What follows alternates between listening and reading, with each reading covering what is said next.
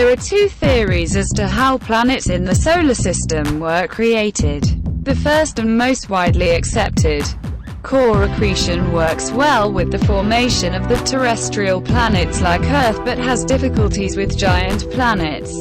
The second, the disk instability method, may account for the creation of giant planets. Scientists are continuing to study planets in and out of the solar system in an exertion to better understand which of these methods is most accurate. The core accretion model. Approximately 4.6 billion years ago, the solar system was a cloud of dust and gas known as a solar nebula.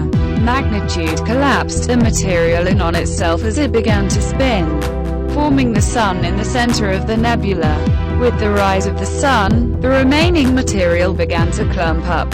Small particles drew together, bound by the force of gravity, into larger particles. The solar wind swept away lighter elements, such as hydrogen and helium, from the closer regions, leaving only heavy, rocky materials to create smaller terrestrial biospheres like Earth. But farther away, the solar winds had less impact on lighter fundamentals, allowing them to coalesce into gas giants. In this way, asteroids, comets, planets, and moons were created. Earth's rocky core formed first, with heavy elements hitting and binding together. Dense material sank to the center, while the lighter pieces created the crust. The planet's magnetic field probably formed around this time. Gravity captured some of the lighter elements that make up the planet's early atmosphere. Early in its evolution, Earth suffered an impact by a big body that catapulted pieces of the young planet's mantle into space. Gravity caused many of these pieces to draw together and form the Moon, which took up orbit around its creator. The flow of the mantle beneath the crust causes dish tectonics, the movement of the large plates of rock on the surface of the Earth. Collisions and friction gave rise to mountains and volcanoes, which began to spew gases into the atmosphere.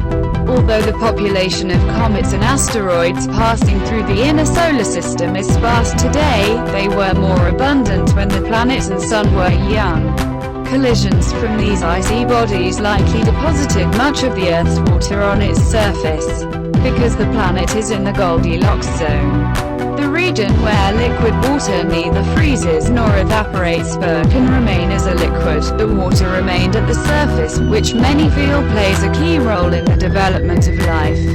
The disk instability model. Although the core accretion model works fine for terrestrial planets, gas giants would have needed to evolve rapidly to grab hold of the significant mass of lighter gases they contain.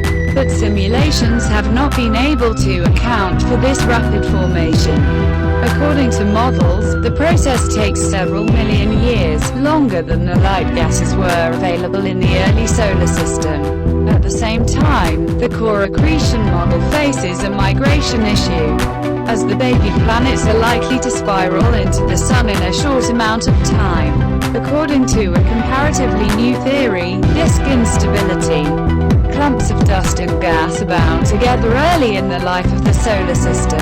Over time, these clumps slowly compact into a giant planet. These planets can form faster than their core accretion rivals, sometimes in as little as 1,000 years, allowing them to trap the rapidly vanishing lighter gases. They also quickly reach an orbit stabilizing mass that keeps them from death marching into the Sun. As scientists continue to study Earth's inside of the solar system, as well as around other stars, they will better understand how worlds and its siblings form.